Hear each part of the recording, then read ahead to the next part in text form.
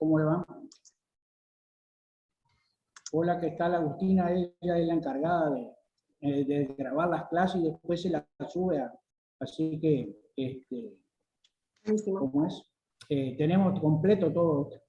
Un equipo, sí. Yo estoy más sola, me doy cuenta que necesito asistencia yo, che. Sí, sí, Delia, te voy a llevar a vos a introducción al tenés que conocimiento. ayornarte. Bueno, para la clase de hoy, como estaba previsto, les presento a Paula Tujade, Tujade. ¿Cómo es? Tujade. Tujade. Que es del Instituto de Biología Subtropical de Iguazú. Ella está en Iguazú en estos momentos. También es profesora acá en la facultad y es especialista en todo lo que sea la parte mamífero. Y dentro de mamífero tiene su especialidad que ahora les va a contar seguramente. Entonces la invitamos, como hemos hecho en esta segunda parte, a todos los que son más, que tienen conocimiento más profundo en el tema que se va a tratar, y por lo tanto la hemos invitado a Paula para que dé la clase de hoy sobre mamíferos y también sobre la teoría de la evolución.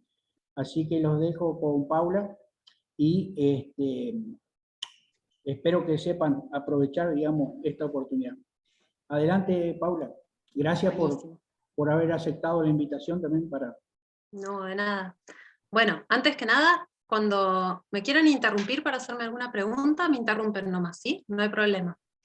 Como decía Juan Pedro, yo trabajo en la Facu y en el Instituto de Biología Subtropical, y lo que sí está bueno aclarar es que yo vengo de otra área. Yo soy de formación bióloga, especializada en zoología, así que bueno, no sé mucho de ingeniería ni de nada que se parezca a eso. Vengo como de otro sapo de otro pozo, digamos.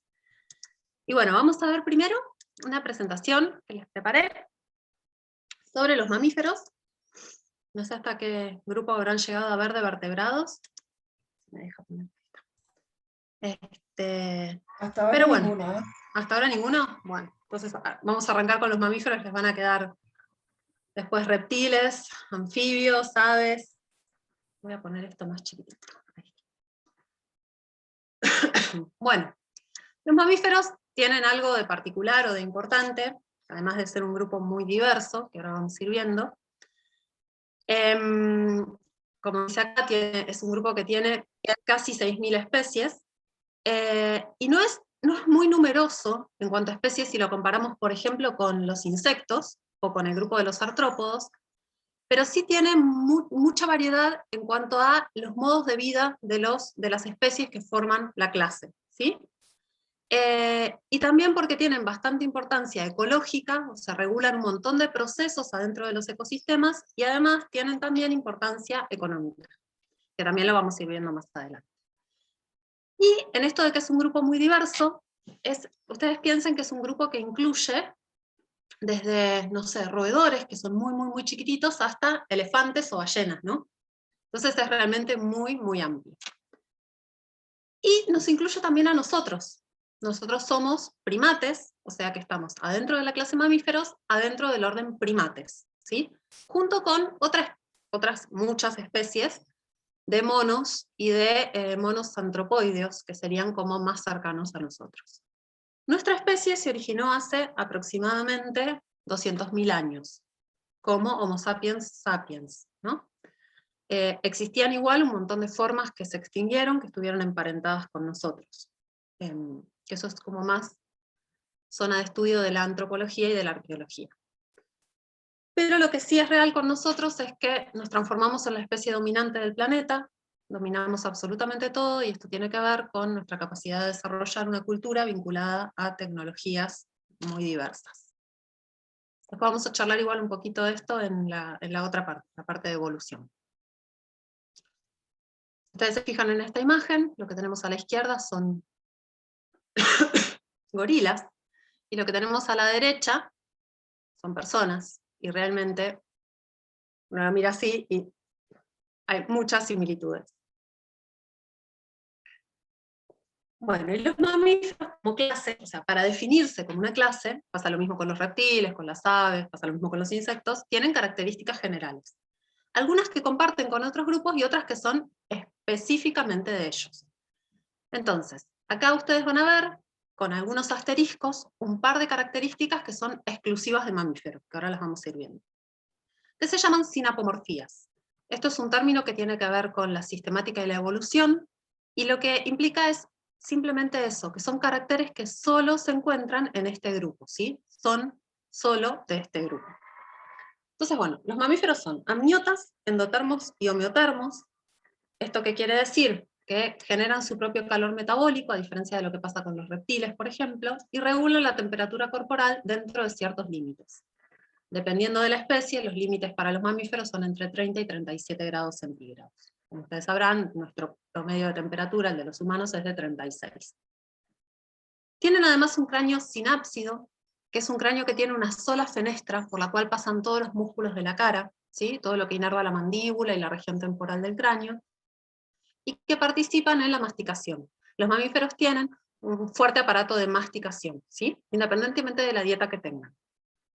Tienen también un paladar óseo secundario, que es nuestro paladar, o sea, lo que nosotros conocemos y tenemos totalmente incorporado como un paladar, no es algo que esté presente en todos los grupos de vertebrados que existen.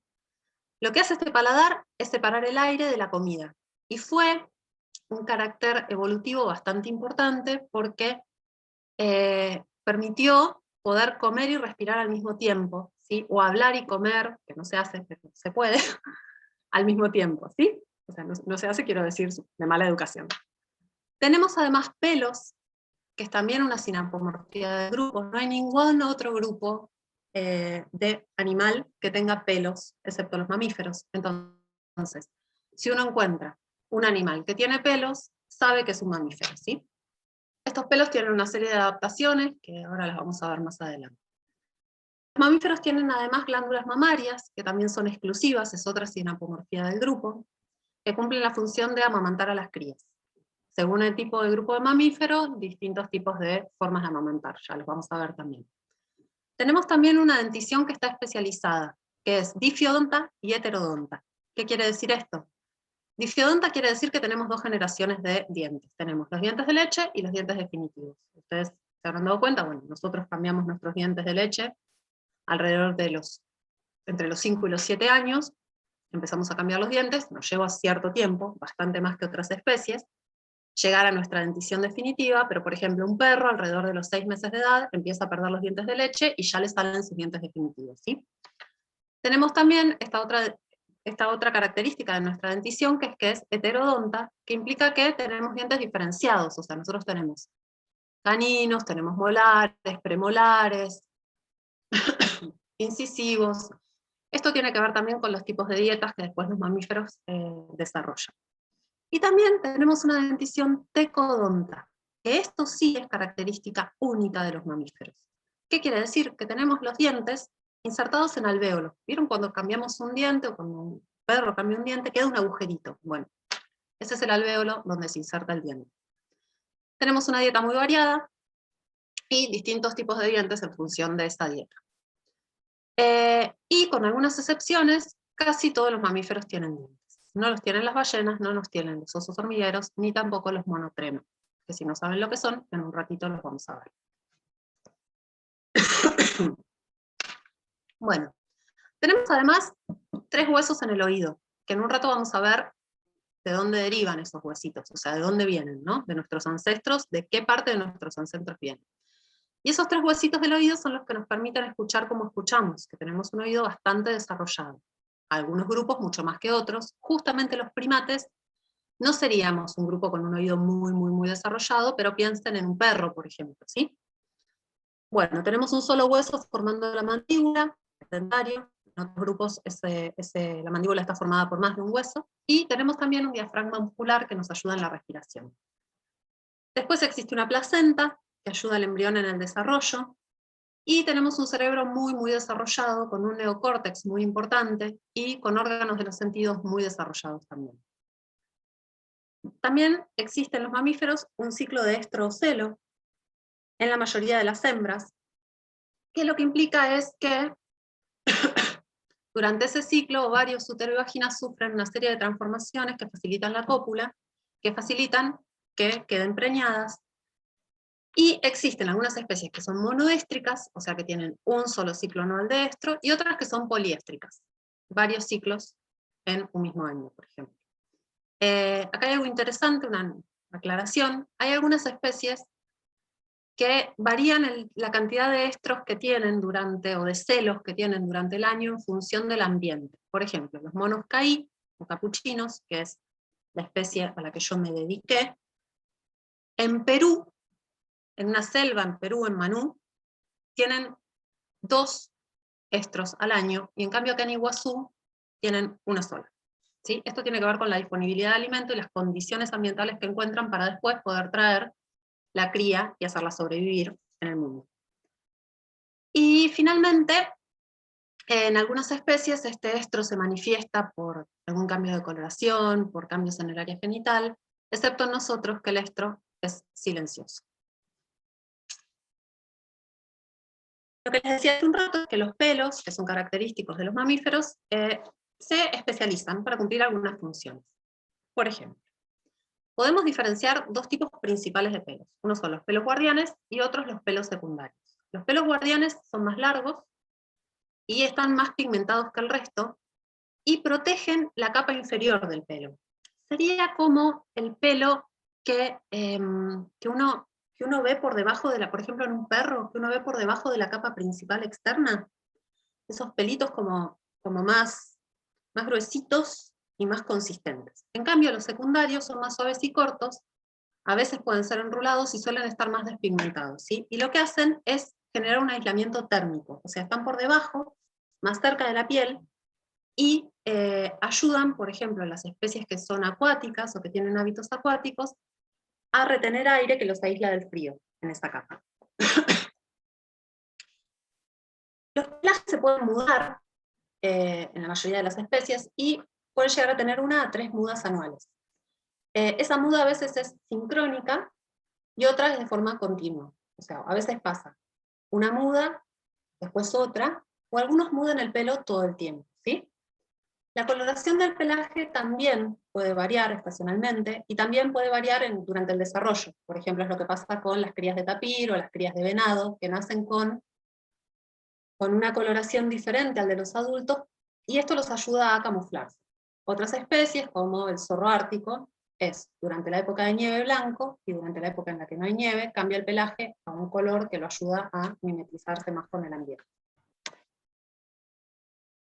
También hay pelos que se adaptan a funciones sensitivas, como por ejemplo las vibrisas, que son los bigotes de los gatos o de los perros, o en los ojos también hay vibrisas, hay una foto de un caballo, que ayudan tienen funciones sensoriales en realidad. En el gato es muy claro, cuando uno ve a los gatos olfateando, ve que los bigotes se mueven, ¿sí? Bueno, por eso, porque están sintiendo también con los bigotes. Y hay otros pelos que se adaptan a funciones de defensa. Por ejemplo, las púas de los puercoespines, erizos y equidnas, o los cuernos de los rinocerontes, que en realidad son un montón de pelos, todos juntos, cementados como por una especie de sustancia que segrega el mismo rinoceronte y forman el cuerno, ¿sí? En cuanto a las glándulas, yo les había dicho que teníamos glándulas mamarias, que era algo que nos caracterizaba, pero además tenemos otros tipos de glándulas, las sudoríparas, las odoríferas, las sebáceas. Las sudoríparas lo que hacen es intervenir en la regulación térmica, ¿sí? Y a veces también pueden participar en la comunicación sexual. Las odoríferas, en cambio, pueden tener muchas funciones.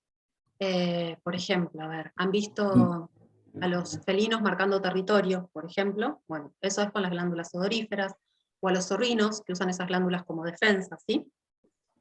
Y las glándulas sebáceas son glándulas que lo que hacen es secretar grasa que humecta el pelaje, ¿sí? Bueno, y las mamarias, de las que ya habíamos hablado antes, y que, como dice ahí, son solo funcionales en las hembras. Dentro de la clase mamíferos, ¿alguien tiene alguna duda hasta acá o algo que me quiera preguntar? ¿Nada? Bueno, cualquier cosa me dicen, ningún problema. O si quieren que vuelva sobre algo. Adentro de la clase, ¿no? Bueno, ok. No preguntan, ellos escuchan. ¿Ellos no preguntan? ¿Vos estás No, seguro de que están atrás de la cámara, Juan Pedro? sí, no sé, ¿verdad? Tengo mis dudas, pero bueno, tengo mis dudas. Hola, hijo. Perdón, entró mi hijo. Bueno, como les decía, adentro de la clase mamíferos, si es que están ahí, como les decía, adentro de la clase mamíferos hay 3 subclases. Una subclase, perdón, es los monotrema, otra los metateria y otros los euteria. Con esos nombres rarísimos me estoy refiriendo a los equidnas y el ornitorrinco, por ejemplo, adentro de los monotrema, a los marsupiales adentro de los metateria, y a los mamíferos placentarios, léase nosotros, los perros, el resto de los primates, los roedores, ¿sí? La mayoría de los mamíferos que conocemos nosotros son mamíferos placentarios o euterios. Nosotros tenemos acá en Argentina algunas especies de marsupiales. ¿Alguien las conoce? ¿O me puede decir cuáles son? No quiero las especies, los grupos nomás, el nombre común. La comadreja, Comadreja. los zarigüeyas, Muy se le dice. bien, exactamente. Tenemos varios tipos de comadrejas, y tenemos además un marsupial que es de los bosques de Nothofagus del sur, que es el monito de monte, Dromisiops, que no sé por qué se llama monito, porque no es un mono, pero es un marsupial. Muy chiquitito también y parece, es como una especie de mezcla entre roedor y comadreja en realidad. Bueno, ahora igual vamos a ir viendo cada uno de estos grupos en detalle, porque como ustedes saben, el lugar que más marsupiales tiene, que todavía le quedan, es Australia, ¿no? Bueno, y como les comentaba hace un rato, lo que tienen los mamíferos es que aunque no son un grupo muy numeroso, ¿qué hacen? Ocupan todos los ecosistemas del planeta. Y ni hablemos de nosotros, que así como estamos, sin pelo y sin nada, somos capaces de ocupar todos los ecosistemas. No importa si hace frío, tenemos calefacción, no importa si hace calor, tenemos un aire acondicionado y así, ¿no? Y también, el tema interesante con los mamíferos es que hay especies que son arborícolas, que viven en los doseles de los ecosistemas, otros que viven abajo de la tierra, en los desiertos, otros que viven sobre los hielos polares, otros que viven en el agua, como las ballenas o los delfines, ¿sí? Bueno, y tienen todos los tipos de vida, de hábitos de vida que se les puedan ocurrir. Terrestres, arborícolas, acuáticos, anfibios, en galerías en la arena, galerías en la tierra, lo que se les ocurra. Siempre va a haber un mamífero. Y también muchos tipos de locomociones, acorde a estos modos de vida. Vuelan, corren, saltan, trepan, reptan, planean, nadan. Vuelan, me hace acordar a que no mencioné hasta ahora los murciélagos, que son mamíferos también, son súper diferentes al resto de los mamíferos. Que planean, por ejemplo, estoy pensando en una ardilla voladora, de esas que se tiran de rama en rama y van planeando, ¿no? Bueno, y también hay mamíferos nocturnos, diurnos, crepusculares, vespertinos, muchos rangos horarios de acción, ¿sí? En cuanto a los monotremas, son por ahí el grupo más extraño para nosotros de mamífero, sin embargo, son los más primitivos. ¿Esto qué quiere decir? Que los primeros mamíferos posiblemente fueron parecidos a los monotremas. ¿Qué tienen todavía? Ellos ponen huevos. Son mamíferos, pero ponen huevos con cáscara, ¿sí? Entonces, ese huevo lo ponen adentro de una cueva o lo retienen, como los equidna, en algún pliegue de la piel para incubarlo, ¿sí? Esos huevos son muy chiquititos, los incuba la madre, ya sea en el nido o ya sea en un pliegue de la piel, y cuando la cría nace, es alimentada por leche que la hembra genera con las glándulas mamarias, pero no hay un pezón, no es que la cría se prenda a un pezón para consumir la leche chorrea, vamos, por el pelo de la madre, y las crías se alimentan de eso, ¿sí? O sea, es bien extraño para la idea general que nosotros tenemos de un mamífero. Acá tienen una imagen de un ornitorrinco, con su pico de pato, y de un equidna. Fíjense que son formas australianas, ¿no? Australia, Nueva Guinea, Tasmania. En el grupo de los metaterios o marsupiales, también pasa una situación que es diferente a la de los mamíferos placentarios, que es que hay una gestación muy cortita de los embriones, y cuando los pequeños nacen, lo que hacen es, están en un estadio muy poco desarrollado, y se dirigen, o sea, salen de la madre los pare, y se dirigen directamente a una bolsa que se llama marsupio, de ahí el nombre marsupial, y se prenden de un pezón que es muy largo, y se quedan adheridos a ese pezón durante un tiempo larguísimo, hasta que aumentan de tamaño y se terminan de desarrollar, ¿sí? ¿Esto qué hace? A ver, yo no sé si... Bueno, no, les sigo contando acá. Esto hace que una hembra marsupial pueda estar, piensen esto, puede estar gestando en su útero crías, puede tener crías desarrollándose en el marsupio, y puede tener crías que todavía son dependientes de ella, pero que ya están afuera del marsupio, ¿sí? Entonces puede tener como 3 estadios de gestación o cuidado, porque algunos ya no son gestación, en paralelo, ¿sí? Eso sumado a la cantidad de crías que puede tener, no sé si alguna vez vieron a una comadreja llevando sus crías, así como las muestra en esta imagen a la derecha, una comadreja overa con las crías en el lomo, los hace bastante prolíferos. Aún así, las especies de marsupiales, bueno, en el caso de la comadreja, la verdad es que son, sobre todo en las zonas urbanas, son bastante combatidas, por la dieta terriblemente omnívora que tienen. Y en el caso de las especies australianas, Australia, con la incorporación de mamíferos placentarios, tuvo realmente una pérdida muy importante en el número de especies de marsupiales que tenía. Tal vez el caso más emblemático, creo que más adelante les puse una foto, es la del demonio de Tasmania, ahí lo vamos a ver. Ah, bueno, miren, acá está el monito de monte. Es prácticamente una rata.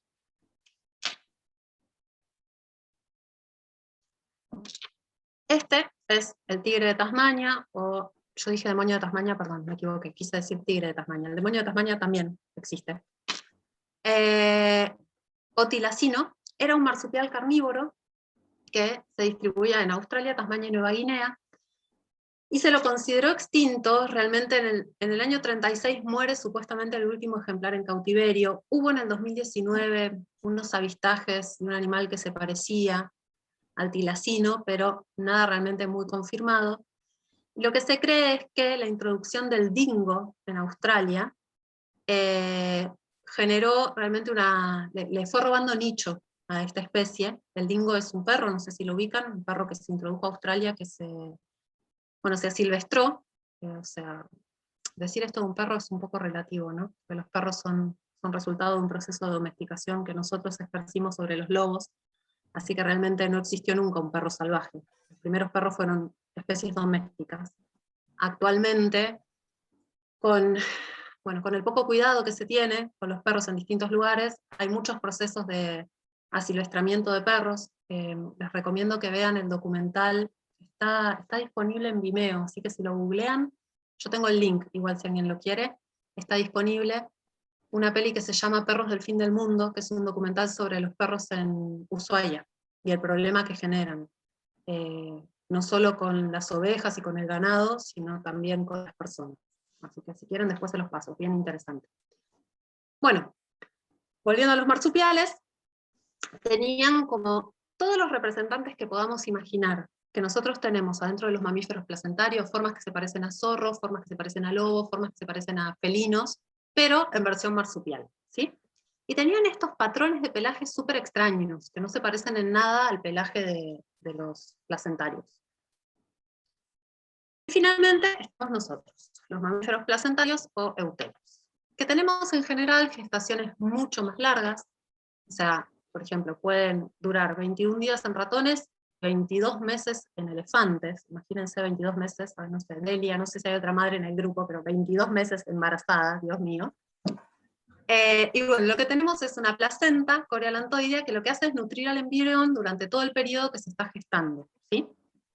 Y luego del nacimiento, dependiendo de la especie, dependen todavía de la leche materna y dependen mucho de la madre. Por ejemplo, bueno, en nosotros no hay que aclararlo, o sea, nuestras crías dependen, actualmente no sé, me animaría a decir hasta los 25 años, qué sé yo, de nosotros, pero por ejemplo en un mono caí, todo el primer año de vida de un infante es muy dependiente de la madre, y en un chimpancé llega a ser como 2 o 3 años, ¿sí?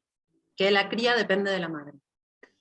Depende, no porque siga tomando leche, pero sino porque tiene que aprender cómo comer, tienen que aprender un montón de cosas, ¿sí? En otras especies, por ejemplo en las especies de ungulados, las crías nacen listas para salir corriendo, eso se llama precociales, ¿sí? Eso es también algo adaptativo, porque necesitan defenderse de los depredadores en caso de que estos aparezcan, entonces tienen que estar listos para correr. En carnívoros y algunos roedores nacen sin pelo y con los ojos cerrados, y eso se llama altriciales. Necesitan también un periodo hasta que se terminan de de armar más para salir al mundo, ¿sí? Bueno, y lo que les decía de las crías de los primates que me adelanté. Ahí tienen ejemplos de mamíferos. Fíjense la variedad, ¿no? Bueno, tenemos perezosos, tenemos a las mulitas, por ejemplo, bueno, los elefantes marinos, los murciélagos, perros y gatos, chimpancés, y así, podemos seguir, rinocerontes, elefantes. Y lo que tienen los mamíferos euterios es que algunos forman sistemas sociales. O sea, pueden vivir de manera solitaria, como por ejemplo podemos pensar en un felino si no está en un periodo de apareamiento o de cuidado de crías, o de forma gregaria. Cuando se agregan, o sea, cuando forman grupos gregarios, estos grupos pueden ser temporales, como puede ocurrir, por ejemplo, no sé, en algunos herbívoros, o grupos sociales muy, muy estables, como pasa con los elefantes, como pasa con las suricatas, como pasa con los lobos, como pasa con los primates, ¿sí? Esos grupos sociales pueden llegar a durar toda la vida, ¿sí? Si quieren podemos hablar un poquito de los caí, que por ahí son un ejemplo que ustedes tienen cerca, porque es una especie que habita solo en la provincia de Misiones, en nuestro país. Acá les puse un videíto, esto es de un grupo de monos que yo estudio, no se los voy a pasar completo porque es medio largo, pero para que los vean jugando en el suelo, hay un adulto macho jugando con un montón de juveniles. En el audio también se escucha a mis asistentes hablando entre ellas. Nosotros cuando trabajamos en el campo siguiendo a los monos en la selva, trabajamos en equipos de 2 personas, porque los caí se levantan apenas sale el sol y no se van a dormir hasta que el sol no se pone, entonces el día se hace muy muy largo para que 2 personas solas estén todo el día con ellos, no paran nunca además. Entonces hacemos relevos al mediodía, y esto era justo en el momento del mediodía, que es un momento en el que los caí suelen parar, sobre todo cuando hace mucho calor, y si el espacio es abierto, bajan al suelo y están en el suelo, ¿sí? Va el video.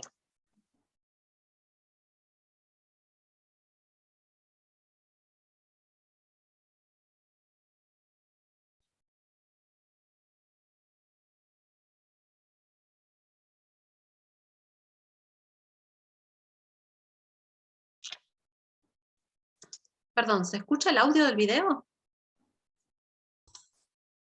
No, no se escucha. Lo supuse que lo escuchaba yo sola. Un momento, voy a volver a compartir pantalla. ¿Vos lo escuchabas, Juan Pedro? Esperen, déjenme un minuto. Porque creo que compartir pantalla es compartir sin sonidos, por eso no se escuchaba. Ahí vamos. No se escucha. ¿Ahora?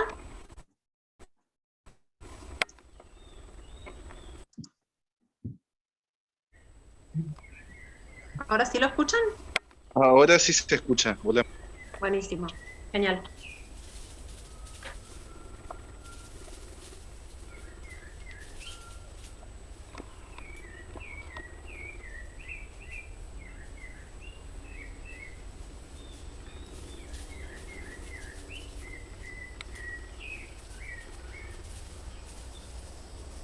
Hola Pau, hola Tei.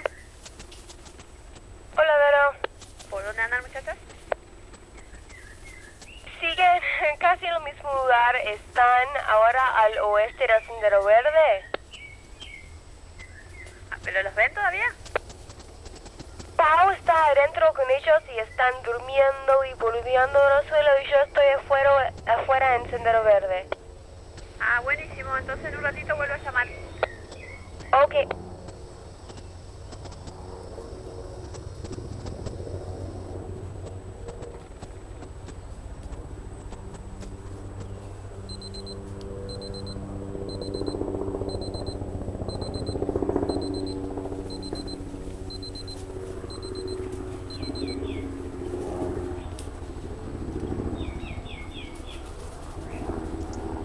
Bueno, eso que se escuchaba volando arriba es el helicóptero brasilero. Yo estoy ahí en una zona del Parque Nacional Iguazú.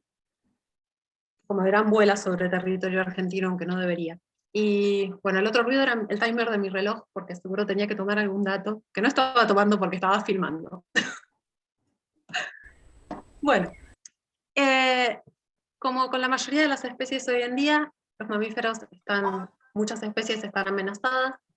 Esto es por toda la transformación que hemos generado nosotros en los ecosistemas, en el planeta, con fines productivos, o sea, la transformación del hábitat natural en sistemas productivos que amenazan a muchas especies de animales, de plantas y particularmente de mamíferos. El bosque atlántico no se salva de esta, como ustedes saben, nuestra provincia tiene muchas superficies, o sea, ustedes estudian ingeniería agronómica, ¿no? Me los confundo con los de ingeniería forestal, que también estoy en una materia ahí. Tienen muchos espacios transformados a cultivos, ya sea agrícolas o forestales, ¿no? Y también lo que ha pasado con los mamíferos es que al brindar muchos servicios al hombre, alimentos, pieles de abrigo, etc., bueno, han sido muy cazados, sobreexplotados y algunos llevados a la extinción o a situaciones de amenaza crítica. Según la Unión Internacional para la Conservación de la Naturaleza, en el año 2010, casi un cuarto de los mamíferos del mundo están amenazados o extintos, ¿sí? Hay muchos de los que no se tienen datos. 77 especies se extinguieron desde el 1500, y bueno, esta pérdida de hábitat que no disminuye, no ayuda en nada, ¿no? Ahí hay un link a la lista roja de la IUCN, si alguna vez lo quieren chusmear. También, después les puedo pasar un link por el chat, la SAREM, que es la Sociedad Argentina para el Estudio de los Mamíferos, en el 2009 hizo una reevaluación de todo el estado de conservación de las especies de mamíferos de Argentina. Yo participé para las 2 especies de monos caí que hay en la provincia, y bueno, subimos la categoría, estos 2 caí, las 2 especies de caí de la Argentina estaban casi amenazados, en una categoría de casi amenaza, y fueron subidos a la categoría vulnerable por la pérdida de hábitat que sufrieron en los últimos 10 años. ¿Sí? Así que les puedo pasar el link, ahí pueden chusmear de la especie que quieran de Argentina, cuál es el estado de conservación actual, y las razones por las cuales se lo sitúa en ese estado. Y los mamíferos generan también daños en las plantaciones. Muchas especies de mamíferos generan daños en las plantaciones. Ya sea porque se alimentan de las raíces, los troncos, las ramas, los tallos, las hojas, los frutos, las cosechas almacenadas, o sea, todo lo que se les puede ocurrir. También para buscar agua. Y el tema con los mamíferos es que es bastante difícil controlarlos, sobre todo si no hablamos de roedores, y son además reservorio de un montón de enfermedades que se transmiten al hombre, como nosotros también les transmitimos un montón de enfermedades a ellos. Es algo de una flecha de doble sentido, ¿no? Entonces, bueno, con el caso de los roedores, por ejemplo, se los considera plagas. Usar el término plaga, a mí desde la biología me resultó siempre un poco chocante, pero bueno, es como se los llama, es un término que está muy, muy discutido ahora, sobre todo en el ámbito de los primates, porque los primates también causan, ahora lo vamos a ver más adelante, daño en los cultivos y en las plantaciones. Y bueno, es como una cuestión difícil, ¿no? Porque ellos son una plaga, pero nosotros también estamos usando el hábitat que les tocaba a ellos, entonces es como hay un tire y afloja. Bueno, los roedores particularmente transmiten un montón de enfermedades, leptospirosis, brucelosis, peste bubónicas, bueno, todo lo que se les ocurra, son reservorio de un montón de cosas. La leptospirosis parece algo como muy silente y de lo que no se habla, pero realmente yo tengo compañeros de trabajo que han tenido leptospirosis ahora hace poquito y algunos la han pasado muy mal, ¿sí? Causan muchos daños a los cultivos, sobre todo caña de azúcar, maíz, arroz, cacao, el aceite de palma, frutales. Mira, está repetido, arroz y cacao. Bueno, quedó repetido todo el párrafo.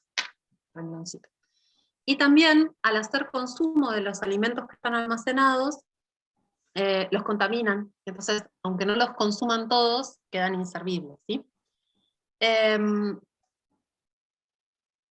Y el tema es que el calcular cuánto se pierde post cosecha es muy difícil, pero además de eso, no solo dañan lo que uno cosechó, sino también las instalaciones y los lugares donde se almacenan los alimentos, donde se almacenan las cosechas, las cosas que se usan para trabajar y todo. O sea, cualquiera que haya tenido roedores en su casa sabe que se comen lo que encuentran. Cables de adentro de los motores de los autos, no sé, tuppers en la cocina, cañerías, cables. A nosotros nos pasó en casa que se comieron el cable de internet, por ejemplo. Entonces internet dejó de andar y no era un problema del suministrador de internet, sino de que había ratones. Ratas, en realidad, no ratones. Bueno, fíjense todas las cosas que están enumeradas ahí, ¿no? Realmente son un problema. Nadie lo discute. Uno puede tener signos de que hay presencia de roedores. Lo más común es que uno encuentre en la cocina restos de excreciones, muy común.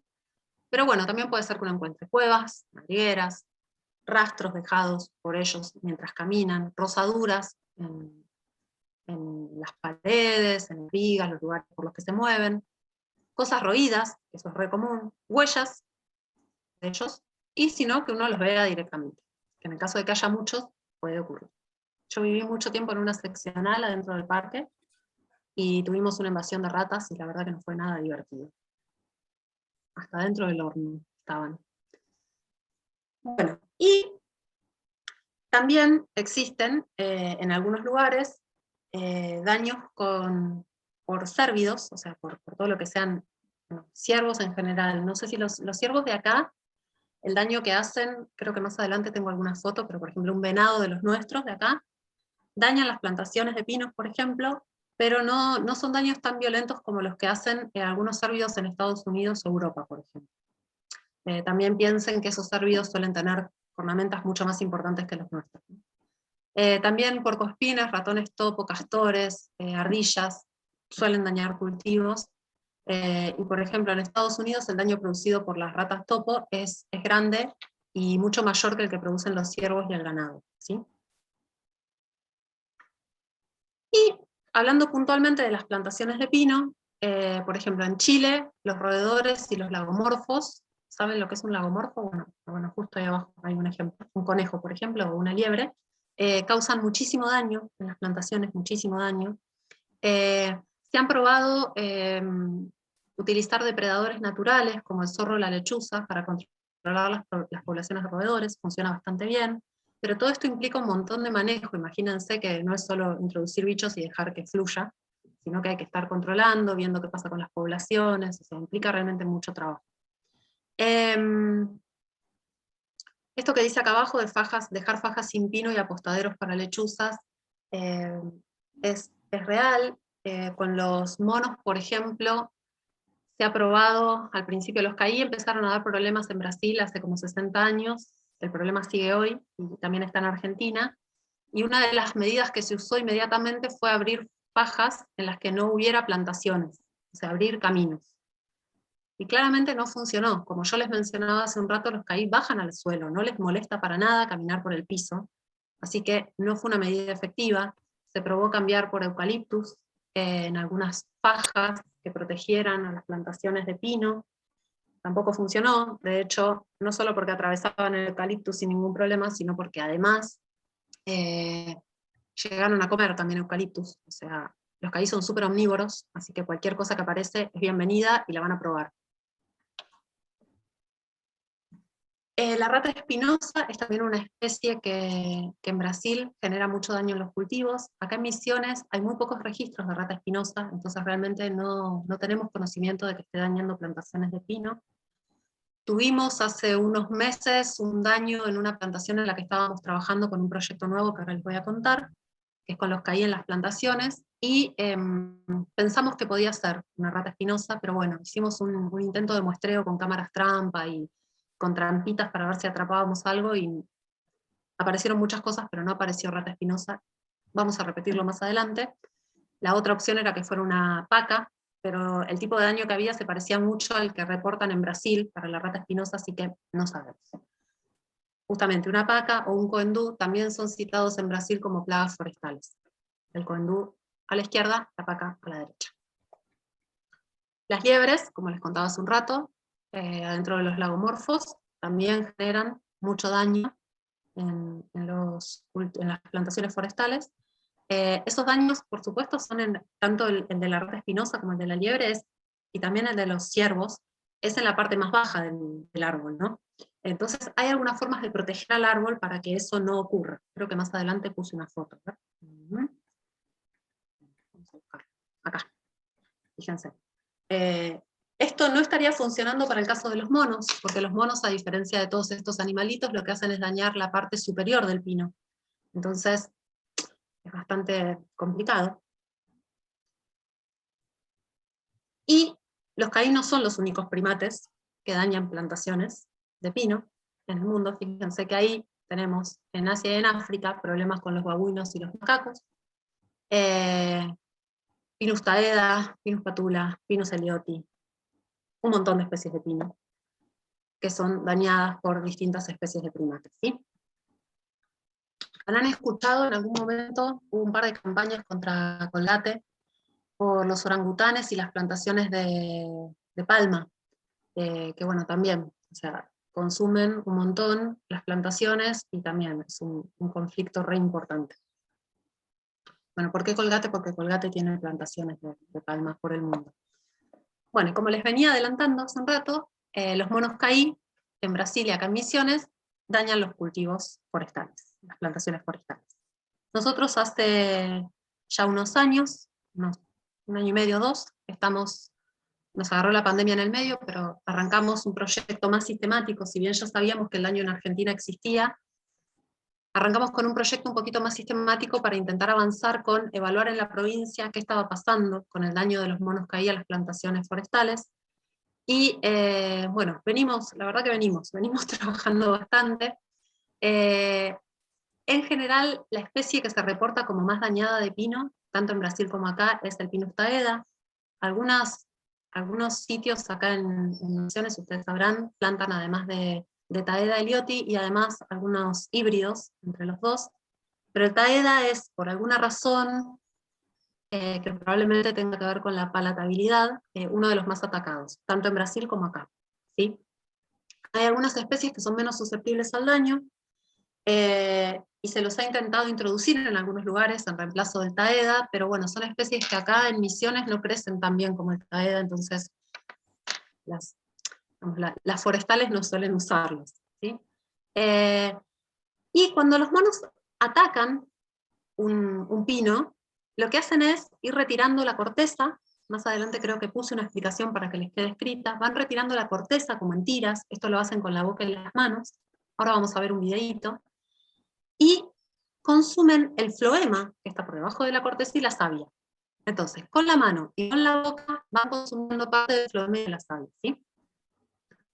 Todos los intentos de manejo que se han probado con esto no han funcionado bien. Suministrarles alimento adicional adentro de las plantaciones no funcionó.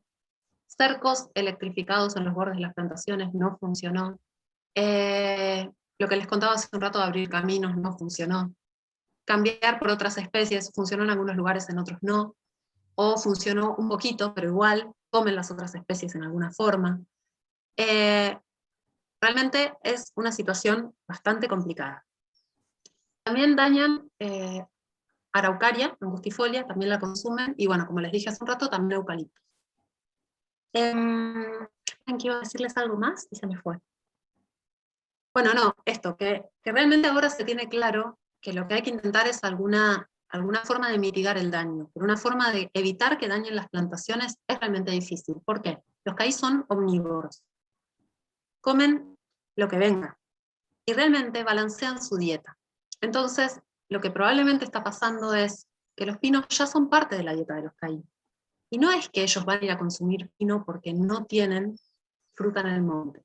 Es como, es todo lo que hay, y ellos van a consumirlo, porque así se manejan en la selva, ¿sí? Ellos no consumen una cosa por vez. Es como nosotros. Vos no vas a vivir una semana entera manzana. En general tratás de balancear lo que comes a lo largo del día porque somos omnívoros, ¿sí?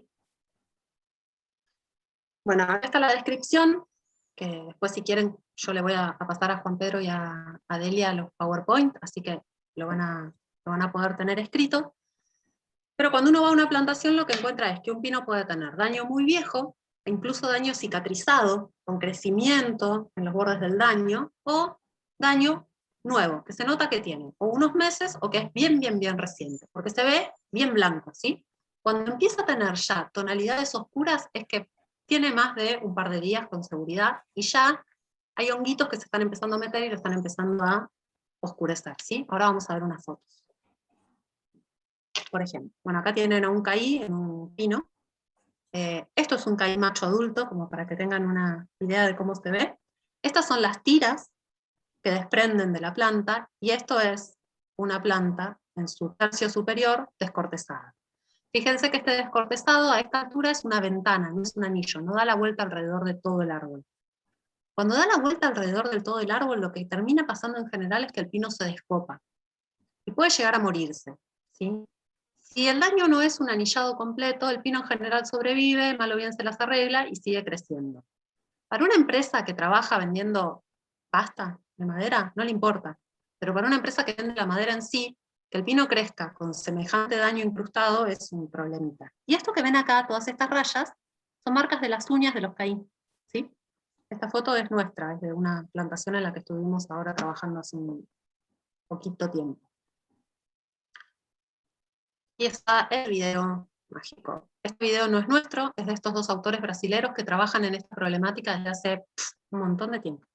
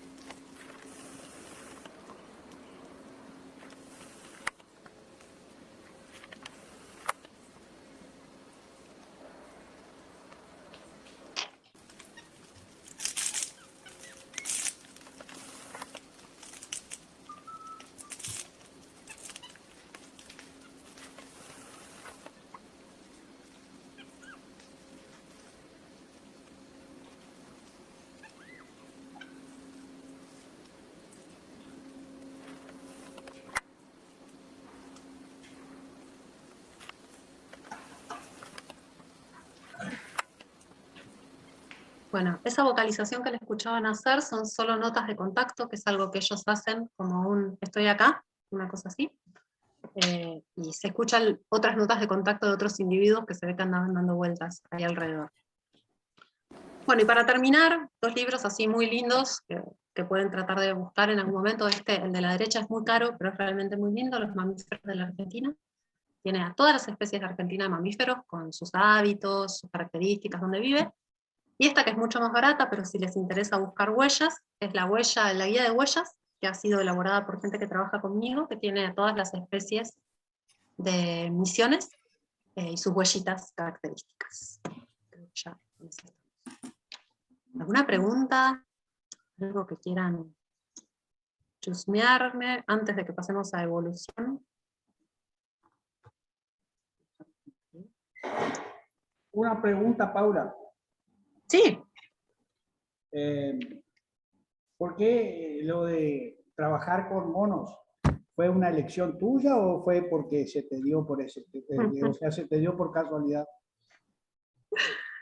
No, en realidad yo quería trabajar, a mí me gustaban mucho los cánidos, los zorros, pero me gustaba mucho el comportamiento social, entonces en algún momento evalué la posibilidad de trabajar una aclaración chicos, yo hice mi trabajo de doctorado estudiando la capacidad que tienen estos monos, los caí de la capacidad de memoria espacial y aprendizaje que tienen para encontrar los recursos de comida.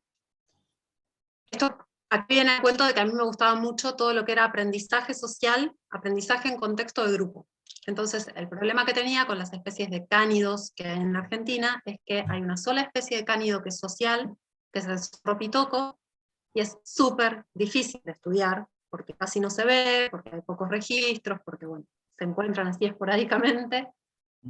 Entonces pensé en estudiar algo referido a perros, que me gustaba mucho, pero esto implicaba que me tenía que quedar viviendo en una ciudad, y esa parte no me gustaba, en una ciudad grande, como Buenos Aires, por ejemplo.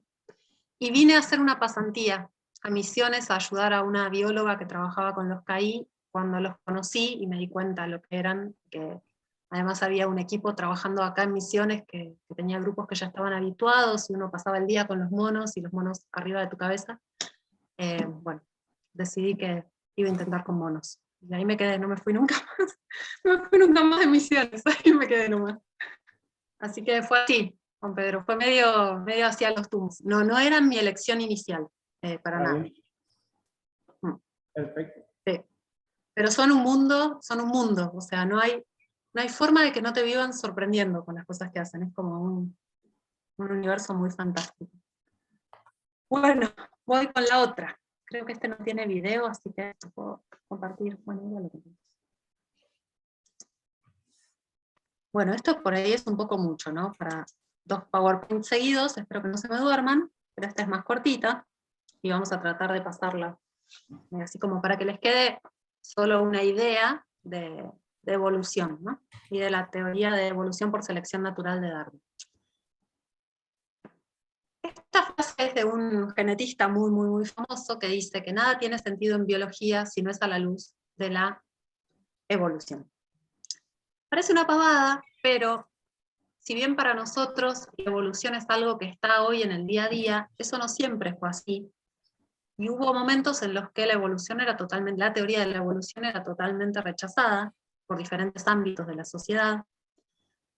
Eran épocas en las que ni siquiera se consideraba que nosotros los humanos pudiéramos ser primates a la par de, o estar en el mismo grupo que los monos caí, por ejemplo. Una aclaración, yo dije que había 2 especies de primates, de monos caí, no, hay más de 2 especies de primates en Misiones, puntualmente hay 3 especies. En Misiones está el mono caí negro, que es el que yo estudio, Zapajus nigritus, el aullador rojo, Albata guariba, que está en peligro de extinción crítico, y el aullador negro y dorado, que es el que probablemente todos han visto alguna vez, es Albata carayá. Además de eso, hay otra especie de caí en la zona de Yungas, de Salta y Jujuy, que es Zapajus caí, ¿sí? Que es un poquito diferente físicamente al caí de acá, pero bueno, los dos son monos caí. Eso me había quedado colgado. Bueno, entonces, cuando aparece la teoría de la evolución planteada por Darwin como una teoría terminada, fue algo realmente muy difícil de aceptar. ¿Por qué? Porque implicaba cambiar drásticamente la forma en la que se venía pensando sobre las formas de vida que había en la Tierra y sobre el lugar que el hombre ocupaba también en ese mundo natural, ¿no? Hasta ese momento se consideraba que el hombre era algo superior al resto de las especies. Y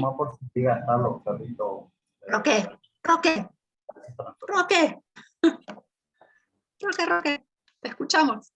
No sabía que estaba Roque, no lo había visto. Bueno, disculpas, entonces el hombre... Te perdono. Hola, Roque. El hombre ya no era más el único especial, por decirlo de alguna forma, sino que era uno más del montón. Hoy en día se sabe que esto es realmente así, al punto que conocemos cultura en animales, uso de herramientas en animales, cosas que caracterizaban a los humanos solamente, y que hoy ya se sabe que hay un montón de especies de primates que las tienen también, ¿sí? Entonces, bueno, en ese momento, cuando la teoría de la evolución surge, se pensaban cosas como todo lo que yo escribí acá. Que las formas vivas eran fijas. ¿Eso qué quiere decir? Que no cambiaban nunca. Nacían y desaparecían de la Tierra exactamente igual a como habían nacido, ¿sí? Que las especies eran permanentes y no cambiaban a lo largo del tiempo. Que se podía ordenar a las especies las formas de vida, en realidad, en una especie de escala natural, desde formas tan muy simples, como si yo les dijera una lombriz, hasta las formas muy complejas, que por supuesto ahí arriba estaba el hombre. El ahí arriba estaba el hombre era tan así que, por ejemplo, el Museo de La Plata, el Museo de Ciencias Naturales de La Plata, que es parte de la facultad en la que yo estudié, el Museo de Ciencias Naturales, tenía una estructura como en espiral, con distintos pisos en los que se exponían las cosas, y en el piso último, en la cúspide del edificio, estaba todo lo que tenía que ver con el hombre.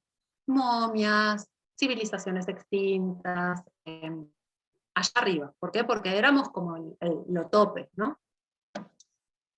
Cuando uno dice, por ejemplo, es más o menos evolucionado, en realidad no estaría muy bien, no sería muy políticamente correcto en el ámbito de la biología, porque en realidad es real que hay formas de vida que son más simples que otras, pero eso no quiere decir que sean más o menos evolucionadas.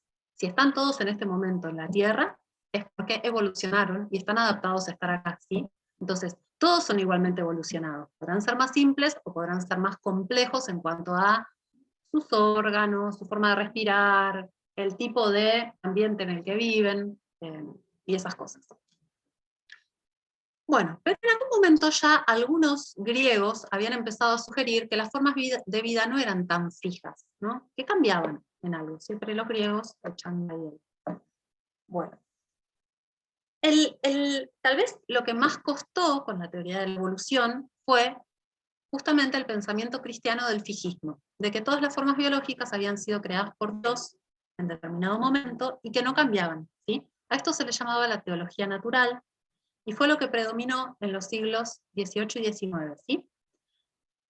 Hoy ustedes saben que la Iglesia Católica también acepta la teoría de la evolución, porque bueno, fue algo como que hubo que realmente terminar incorporando, porque echaba luz sobre un montón de cosas que eran difíciles de explicar y que ahora las vamos a ir viendo, ¿sí? Una de esas cosas fue el registro fósil, por ejemplo. Entonces, los fósiles se conocieron desde siempre. O sea, desde siempre había habido aparición de fósiles, de fauna y flora, que lo que demostraban era que había habido seres que ya no estaban más en la Tierra, que habían quedado fosilizados, que en algún momento habían existido, pero que por alguna razón habían desaparecido, ¿sí? Y lo que se veía era que esa fauna fósil, o esa flora fósil, era diferente a la forma actual. Pero no tanto. También pasaba que algo en común podían llegar a tener, ¿no? Y en este momento había un francés, un paleontólogo, que empieza a registrar de manera sistemática cómo desaparecen algunas especies y aparecen otras en distintos estratos de la roca sedimentaria. Este señor era Cuvier. Y al mismo tiempo, Lamarck, que era otro no investigador en realidad, era otro naturalista, por decirlo de alguna forma, empieza a plantear algunas ideas sobre cambio evolutivo. Fíjense que estamos hablando del 1800, 1700, ¿no? Ahí estamos, más o menos. Es hace mucho tiempo, tampoco es hace tanto tiempo. Entonces, este señor anterior, Cuvier, plantea esta idea, la idea del catastrofismo. Lo que él dice es, hubo flora y fauna, que ahora se las encuentra como fósiles, que tenían una distribución restringida y que por alguna situación de catástrofe, inundación, sequía, pensemos en otra, erupción volcánica, la que sea, desaparecieron, o sea, fueron eliminados. Y esas áreas fueron repobladas por otras plantas y por otros animales. Eso es lo que Cuvier planteaba. Fíjense que acá en el medio, bueno, no sé si conocen este fósil, el que está acá en el medio es un trilobite. Realmente son bastante comunes en algunas lajas que se usan mucho en la ciudad de la que yo vengo, en La Plata, junto con los amonites. Uno encuentra por ahí restos de estos fósiles. No, vuelvo para atrás. Al mismo tiempo, este otro señor, Hutton, también en el 1700, desarrolla la idea de uniformismo. Lo que él dice es, este era geólogo, y lo que dice es, hubo fuerzas que operaron en el pasado, que son las mismas que operan hoy en día sobre las formas de vida de la Tierra. O sea, las fuerzas que influían presión sobre los ambientes de la Tierra hace un montón de tiempo, siguen estando, no desaparecieron. Entonces él plantea que esas fuerzas que actúan continuamente generan cambios graduales. Por ejemplo, él da el ejemplo de la erosión de las piedras, ¿no? Y esos cambios graduales, con el paso del tiempo, generan grandes cambios a través de los años, ¿sí? Entonces, ¿esto a qué se opone? Claramente al catastrofismo que planteaba Cuvier, el anterior, que él decía, como ocurre una catástrofe y todo desaparece. Puede pasar. Pero además de eso, puede pasar que haya un cambio que sea constante, y que ese cambio genere grandes diferencias a lo largo del tiempo, ¿sí? Al mismo tiempo, este otro señor, Charles Lyell, empieza a hacer observaciones sobre algunas formaciones rocosas en las montañas y procesos similares, y se empieza a dar cuenta que hubo cambios graduales que ocurrieron también en largos periodos de tiempo. Y todas estas ideas en simultáneo generan una nueva dimensión temporal. Una dimensión temporal sobre el pasado, sería como sobre el pasado de la Tierra, ¿sí? Abren la ventana al tiempo geológico. Se empieza a ver que realmente la Tierra tuvo una historia muy larga, ¿sí? En la que nosotros, como humanos, ocupamos un lugar, más adelante vamos a ver qué lugar ocupamos, hay un grafiquito muy interesante, y todo este contexto es muy necesario para la aparición de las ideas evolutivas y la finalmente planteada teoría de la evolución de Darwin. A nosotros todo esto nos parece súper lógico hoy, pero en aquel momento eran cosas que ni se pensaban, ¿sí? Eso es algo que me gustaría que tengan presente todo el tiempo. Lamarck, que ya se los mencioné hace un rato, era encargado en ese momento, en el 1700 y pico, encargado de una colección de invertebrados del Museo de Historia Natural de París, ¿no? Y él en realidad genera la primera teoría evolutiva, lo podemos decir, la primera teoría de cambio, ¿sí? Comparando fósiles. Y lo que él plantea es que las formas de vida tienen como una fuerza interior que los lleva a cambiar, que los lleva a lo que nosotros llamamos hoy adaptarse al ambiente, ¿sí? Y que por el uso y el desuso de determinadas partes del cuerpo se generan cambios morfológicos. El ejemplo más clásico que se da con Lamarck es el de las jirafas. Lo que él decía era que las jirafas, a lo largo de intentar comer cada vez cosas más altas, fueron estirando su cuello, y que eso pasó a la descendencia. El problema, con cómo lo planteaba Lamarck, era que lo que Lamarck decía era que la jirafa iba a estirar el cuello y que los descendientes de la jirafa iban a tener un cuello largo. Esto implicaría que, si yo agarro un ratón y le corto la cola, después los hijos de ese ratón tengan la cola cortada. Y todos sabemos hoy que eso no es así, ¿sí? Faltaba algo en el medio. Es cierto que las jirafas tienen antecesores que tenían el cuello mucho menos largo, pero el tiempo que le llevó a las jirafas alargar ese cuello, que eso sea transmisible de generación en generación, fue inmenso, ¿sí? Bueno, hay un grafiquito representando un cambio ambiental, la ley de uso y desuso, y la herencia de los caracteres adquiridos. Alargué el cuello y esto lo va a heredar mi hijo. Sin embargo, les comento, así como para que lo tengan en cuenta, que hay un montón de ejemplos de evolución de tipo lamarckiano en la naturaleza. O sea, realmente lo que Lamarck planteó no era tan desatinado en algunas situaciones, ¿sí? Hay un texto muy lindo de un paleontólogo bastante famoso que aparece en un capítulo de Los Simpsons, Stephen Wood, que el libro se llama El pulgar del panda, y hay un capítulo que se llama Sombras de Lamarck, donde él da un montón de ejemplos de cuestiones que tienen más evidencia desde lo que planteaba Lamarck que desde lo que plantea la teoría de la evolución de Darwin, ¿sí? Bueno, y acá aparece Darwin. Darwin ya entra en el 1800, ya es un poquito más nuevo. Y Darwin la verdad que era el hijo descarriado, por decirlo de alguna forma. Él empieza estudiando medicina en Edimburgo, la abandona, empieza a estudiar teología en Cambridge, también lo abandona, y en ese ir y venir entre distintas carreras, un reverendo que él conocía le ofrece enrolarse como naturalista a bordo del Beagle, que era un barco que lo han escuchado nombrar supongo, que iba a salir a hacer un viaje alrededor del mundo, ¿no? Estaba capitaneado por Fitzroy, y lo que cuenta la leyenda es que cuando Darwin le fue a plantear esto al padre, le dijo, che, me están ofreciendo irme de viaje con el Beagle, el padre le dijo rotundamente no. Y un tío que él tenía intercedió y parece que lo convenció al padre y finalmente lo dejaron a Darwin irse en el Beagle. Y nosotros siempre decimos que hubiera sido si Darwin no se subía al Beagle. O sea, nunca hubiéramos tenido al menos la teoría de la evolución como la conocemos hoy. Bueno, el viaje del Beagle dura 5 años y le permite a él ver un montón de cosas y leer también un montón de cosas. Ahí lo vamos a ir viendo. Él lo que empieza a notar es que, bueno, primero por supuesto ve nuevas floras y nuevas faunas que no conocía, se da cuenta que la fauna y la flora de las regiones templadas de América estaban más relacionadas con las de América tropical que con las de Europa, que había formas fósiles que eran similares a las actuales, por ejemplo, los gliptodontes, que no sé si vieron alguna vez una imagen de un gliptodonte, ahora les voy a mostrar, y los armadillos, lo que nosotros conocemos como los tatú,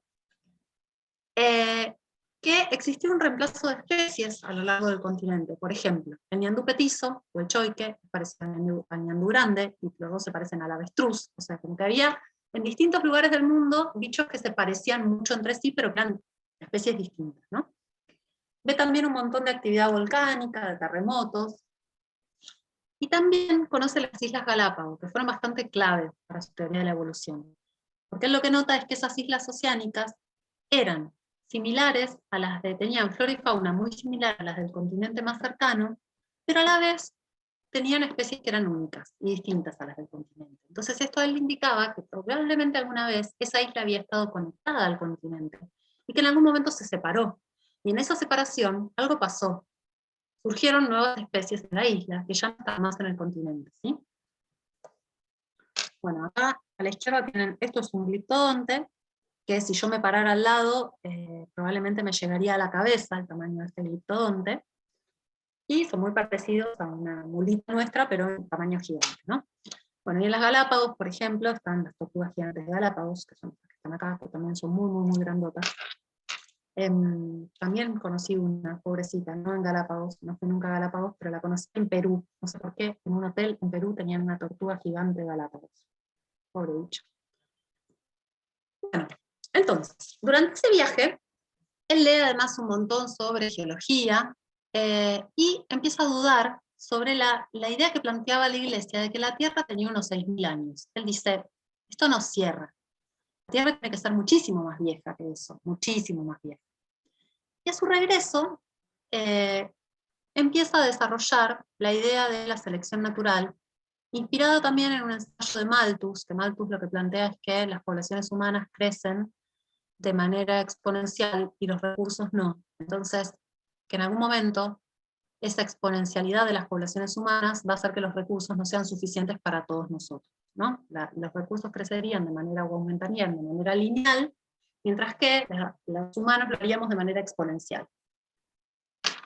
Bueno, estaba escrito ahí abajo y nunca lo vi. Empieza a leer todo esto y empieza entonces, cuando llega, con todo esto leído y con todo lo que había visto, a plasmar su teoría de la evolución. Esa es una imagen del Beagle, y ese es un mapa de los lugares por los que el Beagle pasó en su viaje. Un montón de lugares.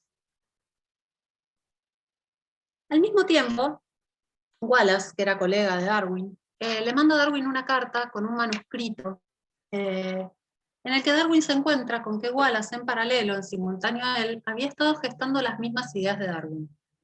Wallace le pide a él que se pueda revisar su trabajo, y algunos colegas le sugieren presentar conjuntamente las ideas en la Sociedad Linneana de Londres. La verdad que Wallace está perdido en la historia, y el que termina teniendo protagonismo es Darwin, pero bueno, se supone que entre ellos pasó algo que suele pasar en la ciencia en general, que es que en dos lugares diferentes o dos personas distintas llegan a mismas conclusiones en paralelo. Entonces, en 1859, Darwin termina de escribir El origen de las especies. Y en ese libro lo que él hace es plantear, por un lado, a la evolución como un hecho, describe patrones de cambio evolutivo y propone un mecanismo para explicar esa evolución, que es la selección natural, ¿sí? Que sería una fuerza evolutiva. Esa es una imagen del origen de las especies, original. Y como para poder entender qué es lo que él plantea en el libro, yo tomé, bueno, en realidad este teórico está basado en un teórico de Mario Di Guidetti, que Juan Pedro ha trabajado con él bastante tiempo. Yo hice muchas modificaciones sobre el PowerPoint original, pero esto lo tomé así como estaba, porque me gustó, que es que Meir plantea que el origen de las especies que propone Darwin tiene 5 teorías independientes. Una es la evolución como tal, otra es la descendencia común, otra es la multiplicación de especies, otra es el gradualismo, y por último es la selección natural, ¿sí? Ahora vamos a ir viendo una por una. La evolución sería la transformación de los organismos. La descendencia común es que todas las formas vivas de la Tierra tienen un ancestro común que nos une, es el famoso árbol de la vida, que era algo que antes no se pensaba que fuera así. La multiplicación de especies, que explica la gran diversidad biológica, el gradualismo, que es el cambio gradual de las poblaciones, y la selección natural, que es el mecanismo que él propone para la evolución adaptativa. Bueno, como vieron, yo ya les había dicho que Lamarck había planteado ideas de cambio evolutivo, así que esto no sería como lo más novedoso de lo que Darwin planteó, ¿no? Darwin habla de descendencia con modificación al referirse a la evolución, es descendencia con modificación de caracteres. El término evolución se impone como mucho más tarde, ¿no? Al principio el que más queda es este, la descendencia con modificación de caracteres. Y lo que él usa para demostrar el proceso de evolución o de cambio evolutivo es el registro fósil. Entonces, él usa distintos ejemplos bien documentados, ¿no? Una es la evolución de los tetrápodos terrestres, peces, anfibios, reptiles y mamíferos, ¿sí? Otra es el desarrollo del oído medio. Recuerdan que yo hace un rato les dije que nosotros teníamos 3 huesitos en el oído medio, ahora les voy a contar de dónde vienen. Vienen a partir de distintos huesos de la mandíbula de los reptiles. Otra es la evolución de las ballenas a partir de ancestros terrestres, o sea, las ballenas eran formas terrestres que volvieron al agua, ¿sí? Y, para que tengan una idea,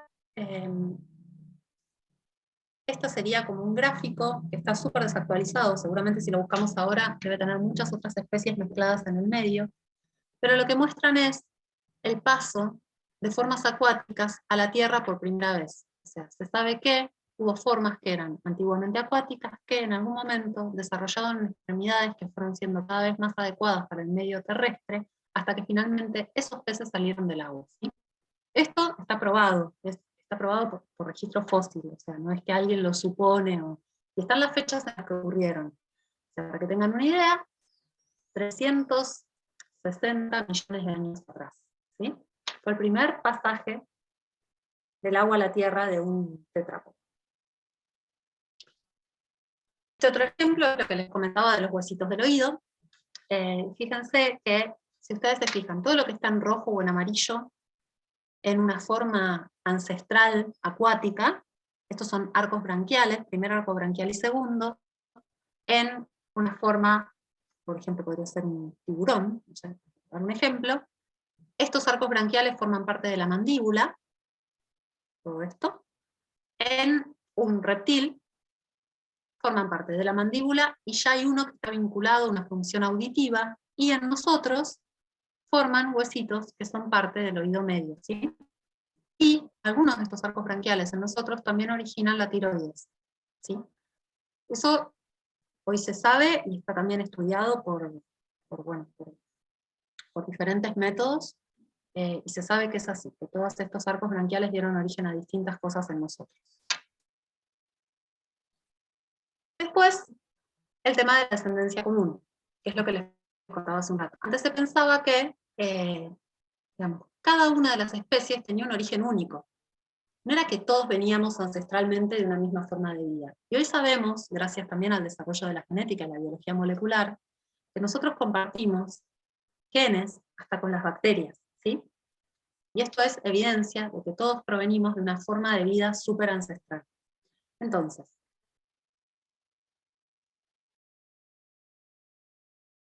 compartimos un ancestro común, árbol de la vida, que incluye al hombre, se desarrolló hace millones de años atrás, ¿sí? Piensen que Darwin, en este momento, no sabía nada de genética, no sabía nada de biología molecular, no existía absolutamente nada de todo eso. Hoy la realidad es que, con todos esos estudios de genética y biología molecular, nosotros sabemos que tenemos muchísima similitud genética con los chimpancés, claramente indica que tenemos un ancestro muy cercano atrás en el tiempo, ¿sí?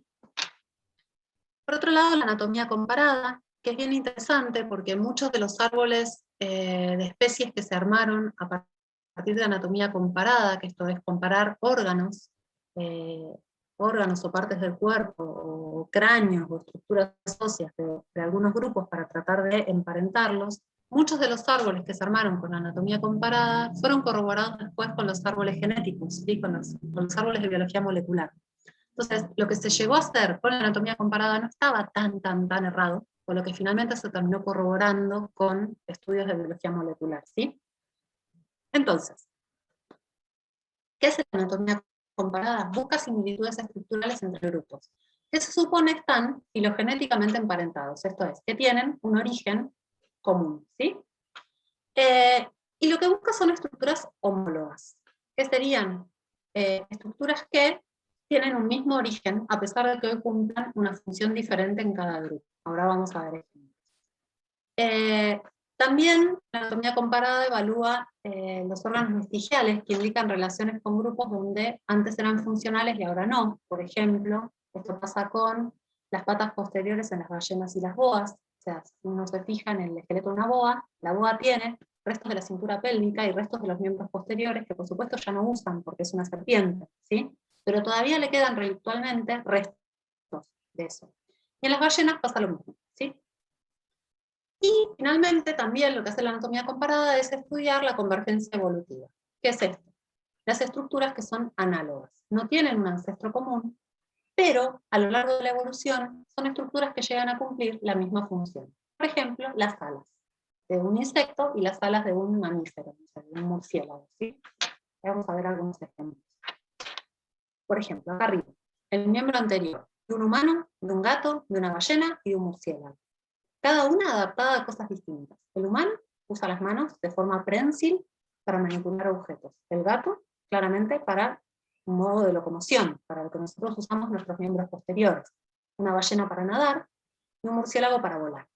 Pero todos estos tienen una relación en un ancestro común que tuvo un miembro generalizado. Entonces son estructuras homólogas, ¿sí? Tienen un mismo origen evolutivo, pero tienen distintas funciones en la actualidad. En cambio, esto que vemos acá son estructuras análogas. Tienen la misma función y un origen evolutivo completamente diferente. Aves, insectos, mamíferos y reptiles. Bueno, también tenemos la embriología comparada. Hay una frase que a mí me la enseñaban siempre en la facultad y que creo que la terminé de entender muchos años después, que dice que la ontogenia recapitula la filogenia. Esto quiere decir que, en castellano, que el desarrollo embrionario de las especies hace una recapitulación, o sea, nos muestra cómo esas especies estaban emparentadas o tenían un ancestro común.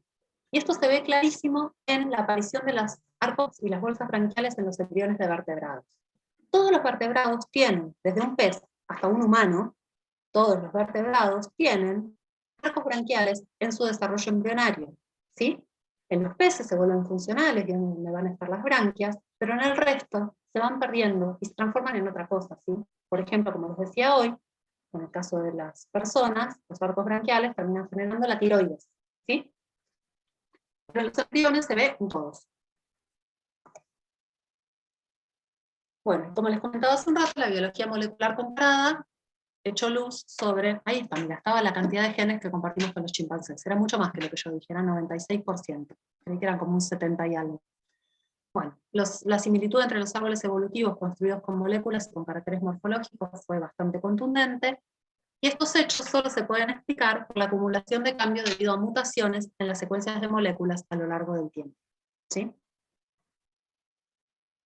En esta imagen, no sé si la ubican, ella es Jane Goodall, es una primatóloga bastante conocida, que estudió durante toda su vida los chimpancés en África, y ella fue la primera que descubrió que los chimpancés usaban herramientas, o sea, construían una serie de palillos a propósito para atrapar termitas en los termiteros.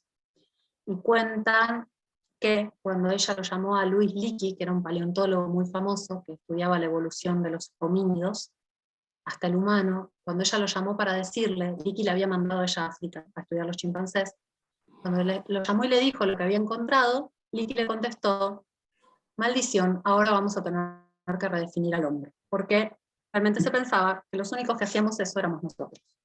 Hoy se sabe que cada población de chimpancés en África tiene un distinto uso de herramientas de algo, construye distintas cosas, no sé, por darles ejemplos, hojas que se usan de paraguas, hojas que se trituran y se arman para usarlas como esponjas y sacar agua de adentro de de troncos con agua, lanzas para cazar gálagos, que son unos primates chiquititos, y comerlos, bueno, así, un montón.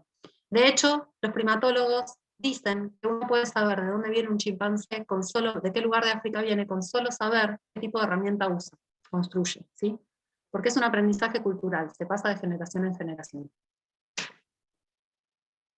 Bueno, también en los tiempos de Darwin tampoco se conocía nada sobre la herencia de los caracteres. Habrán estudiado una vez a Mendel o habrán leído algo de él. Él fue el que con las arvejillas, descubrió este tema de los alelos y la segregación genética en genes que son recesivos y dominantes, y si un individuo es heterocigota u homocigota, expresa o no alguna de las características de ese gen, que se ven en su fenotipo, ¿sí? Y cómo el entrecruzamiento entre heterocigotas y homocigotas, recesivos o dominantes, va dando distintas características. Todas esas leyes de Mendel no se conocían en aquel momento, así que bueno, lo que hicieron fue echar más luz todavía a lo que era toda la teoría de la evolución. ¿Por qué? Porque esto de la dominancia y la recesividad hace que uno pueda entender cómo es que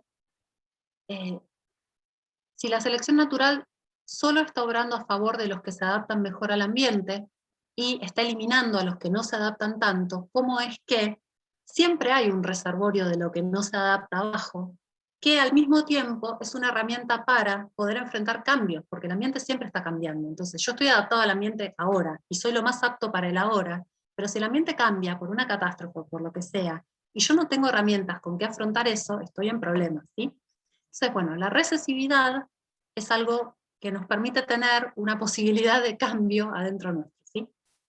Lo mismo las mutaciones aleatorias. Bueno, creo que finalmente, lo que Darwin plantea es la multiplicación de especies o especiación, que es un proceso por el cual una especie puede dar especies hijas. Hay un montón de formas de especiación, simpátrica, alopátrica, parapátrica, infinito, pero vamos a poner un ejemplo. Puede ocurrir que una población queda aislada por alguna cuestión geográfica y deja de poder entrecruzarse los individuos de un pedazo de la población con los de la otra. A la larga, esas dos poblaciones, esa población original que se separó en dos, probablemente termine especiando y de origen a dos poblaciones, a dos especies diferentes. Se cree que esto es lo que pasó con los chimpancés que nosotros conocemos, los que estudiaba Jane Goodall, que es Pantroglodites, y Pampaniscus, que son los bonobos, que es una especie también de chimpancé, muy, muy diferente. Se cree que antes tenían un ancestro común y que algo los dividió, no se sabe si fue un río, o una inundación, o algo, y terminaron especiando, ¿sí?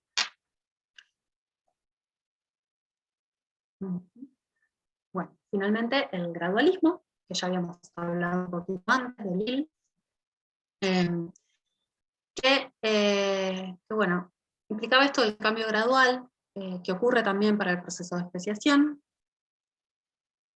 y la selección natural, que sería el último, que es el mecanismo que propuso Darwin y también Wallace para explicar cómo es que los organismos se adaptaban a su ambiente, ¿sí? Entonces, yo les hice un punteíto, que lo vamos a leer ahora, pero me interesaría que miren esta imagen un ratito. Nosotros hacíamos un trabajo práctico en alguna época que era como una simulación de la selección natural, con un ambiente que estaba supuestamente cerrado, o sea, no podían entrar y salir individuos más que lo que estaba ahí adentro, y con unas tablas que aleatorizaban lo que pasaba con depredadores y presas, íbamos jugando según la capacidad que tenían las presas de poder detectar, los depredadores de poder detectar presas, y las presas de camuflarse de los depredadores, lo que iba pasando en esa población cerrada. Entonces había presas que tenían por ahí un nivel de camuflaje 5, que era altísimo, y presas que tenían un nivel de camuflaje 1, que era muy bajo. O sea, que esas que tenían 1 iban a ser detectadas más fácil que las que tenían 5. Pero al mismo tiempo los depredadores tenían una capacidad de detección de 1, que era baja, o una capacidad de detección de 5, que era altísima. Entonces, según cómo caían aleatoriamente en un tablero de fichas, ya que algunas eran depredadas o no, algunos depredadores no lograban comer y otros no, algunos se morían, bueno, íbamos viendo todos los cambios que iban ocurriendo al azar en esa población cerrada, ¿sí? Era bien interesante porque era como jugar a la selección natural. Entonces, lo que dice la selección natural es que existe variación entre los individuos que componen una población, y que las mutaciones, y sobre todo la recombinación genética que ocurre en el proceso de meiosis, en el crossing over, digamos, en una reproducción sexual, son la principal fuente de variación que se observa entre los individuos, ¿sí? Que algunas variantes son más beneficiosas que otras, entonces, por ejemplo, les permite ser más beneficiosos procesando el alimento, o más beneficiosos tolerando las temperaturas del ambiente, que parte de esa variación se hereda, que los individuos que tienen las variantes beneficiosas van a dejar más descendientes, y por lo tanto esa variante va a ser más frecuente en generaciones futuras, y que las poblaciones estarán más adaptadas a las condiciones imperantes. Eso es a la evolución adaptativa. Ahora, la selección natural no actúa sobre un individuo, la selección natural actúa sobre una población, ¿sí? Y lo que hace es, por decirlo de alguna forma, es como estar actuando sobre esos procesos de mutación, sobre qué es lo que se queda y qué es lo que se pierde. Y como yo les decía, si de golpe yo tengo una población súper adaptada y ocurre una catástrofe, probablemente esos que están súper adaptados se mueran, pero van a sobrevivir algunos que tienen otra carga genética, que van a poder dejar otros descendientes, ¿sí? Entonces, esa cantidad de genes que no se expresan, pero que todavía están adentro nuestro, y que no los perdemos, son una herramienta para poder lidiar con el cambio también. Y bueno, esto es medio lo que vinimos charlando a lo largo de toda la presentación, pero lo que hizo la teoría de la evolución es romper con nuestra posición así única en el mundo, y lo que demostró es que nosotros no éramos los únicos que teníamos un alma. De hecho, hoy, en estudios con primates, se sabe un montón de cosas que los dejarían muy asombrados sobre las capacidades que tienen los primates de comunicar, de empatía, de ponerse en el lugar del otro y de ayudarlo, bueno, y cosas que no son tan lindas, como por ejemplo de asesinar a todo un grupo de otros chimpancés que hay al lado, porque nada, tuvieron un conflicto y bueno, un grupo de chimpancés decide emboscar y matar a todo otro grupo. Esas cosas también pasan. Cualquier similitud con las personas, pura coincidencia. Algunos libros, estos son de mi biblioteca, pero por ejemplo, Orígenes de la Inteligencia, estudiados en otros primates, Psicología primate, ¿sí? Y eso que está ahí es un bonobo. ¿Por qué tienen una fotito aparte? Es esta especie que les digo que se formó a partir de un ancestro con los chimpancés. Los chimpancés son muy violentos, o así se los describe en general, como esto que les contaba recién de las emboscadas. Los bonobos, en cambio, se les llama en la primatología los hippies de la primatología. ¿Por qué? Son grupos sociales que están manejados por hembras, o sea, a diferencia de la mayoría de los grupos de primates que son patriarcales, en donde hay un macho dominante, en los bonobos las dominantes son las hembras. Son las que tienen la jerarquía de dominancia, hay una hembra dominante y otras por debajo de ella, y son la única otra especie en el reino animal que tiene cópula frontal al igual que nosotros, y además de eso, todos los conflictos que surgen en los grupos, en vez de resolverse con peleas como hacen los chimpancés, los resuelven con sexo. Entre hembras y machos, entre machos. Entonces, bueno, por eso tienen el apodo de los primates hippies. Sin menospreciar a los hippies, aclarando, pero bueno, son así como que tienen una estructura totalmente opuesta a lo que es la de los chimpancés, ¿sí? Y si ven a esa hembra, realmente tiene mucha similitud en la postura corporal con un humano, ¿no? Y esto es lo que les contaba hace un rato, ya para cerrar, que es que se han hecho estos juegos de comparar la historia de la Tierra con un año calendario nuestro, y si se fijan, van habiendo distintos eventos, ¿no? Cuándo se comienza a formar el Atlántico, cuándo se formó la Tierra, cuándo es la explosión cámbrica, cuándo comienza la vida, y los humanos aparecemos el 31 de diciembre, o sea, el último día de un año calendario, si esta fuera la historia de la Tierra. O sea, no somos nada, gente. Y en esta está hecho con un día reloj, digamos, y los humanos aparecen los primeros homínidos a las 23:59, en el último segundo aparece el hombre moderno, en el último segundo que queda ahí, hasta entre el 59 y el 60, ¿sí? Bueno, todo depende de la época, hoy es algo súper aceptado, de hecho es la teoría que rige todos los estudios de biología que se hacen hoy en día, a pesar de que es una teoría que tiene algunos agujeros o algunos problemas, pero nadie hasta el momento ha encontrado otra teoría que explique mejor las formas de vida que hay en la Tierra. Bueno, y esto yo se los voy a dejar en el PowerPoint, lo pueden mirar después, pero hay diferencias sutiles entre lo que es la microevolución y la macroevolución, son diferencias de escala.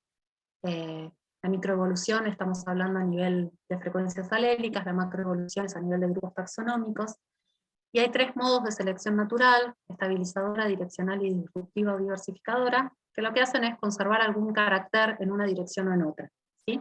Y acá les puse algunos ejemplos. Vamos a ver solo esta, la estabilizadora, la primera, que es un tipo de selección que lo que hace es seleccionar de manera negativa lo que está en las colas de la distribución. Si yo hiciera un gráfico, una campana de Gauss, lo que está en los dos extremos es seleccionado negativamente. Lo que sobrevive es lo del medio. Y esto es lo que pasa con el peso de los bebés al nacer. Suelen sobrevivir los bebés de peso medio, y los de gran peso y de bajo peso tienen riesgo de muerte, ¿sí? Bueno, tienen un ejemplo de direccional, y los pinzones y sus picos, y la diversificadora es otro ejemplo más, que también es con los pinzones y sus picos. Y nada más, porque ya deben estar agotados, 1 hora y media.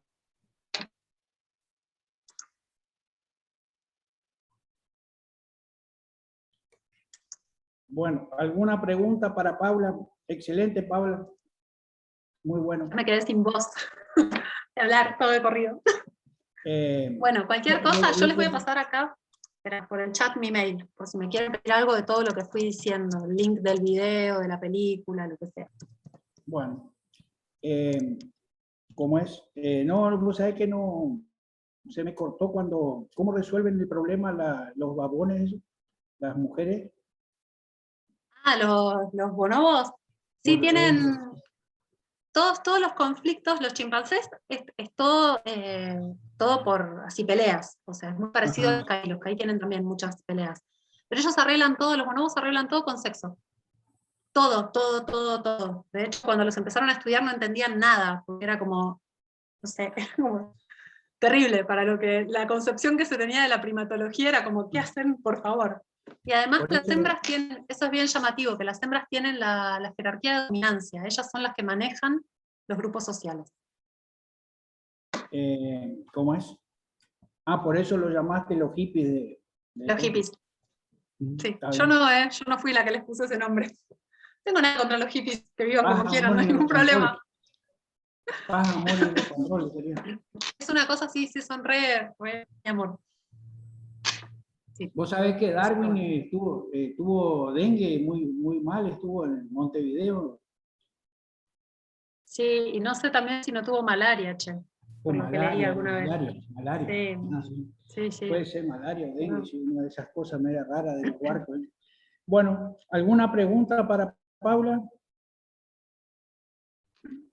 Ninguna, bueno, de última, si quieren me escriben ahí un mail y yo les mando lo que quieran. Son muy tímidos, chicos.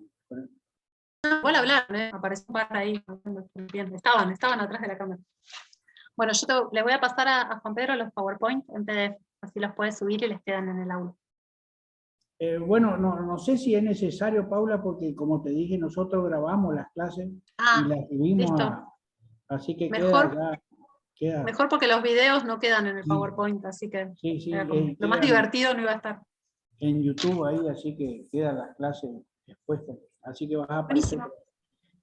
Bueno, gracias nuevamente, Paula. No, de nada. Nos vemos. Les mando muchos saludos. Bueno. Chau, gente. ¿Te fuiste a la ciudad de Iguazú o seguís en el parque? No, hace rato ya, desde el 2017 que vivo en la ciudad yo, en pleno centro de Iguazú. Bueno, pesadilla, fui muy feliz en la pandemia, porque no había ni un ruido ni nada, ahora ya es un despelote de vuelta. Sí, me imagino. ¿Mucho brasilero? Sí, ahora sí. De hecho hay un despelote bárbaro con el combustible. Hay colas infernales cargando combustible. Sí, escuché la noticia. Bueno. Sí, pero bueno, todos querían que abran el puente, ahí está, ahora que no se quejen. Sí, bueno, gente, les dejo. Chao, gracias. Chao, Paula. suerte.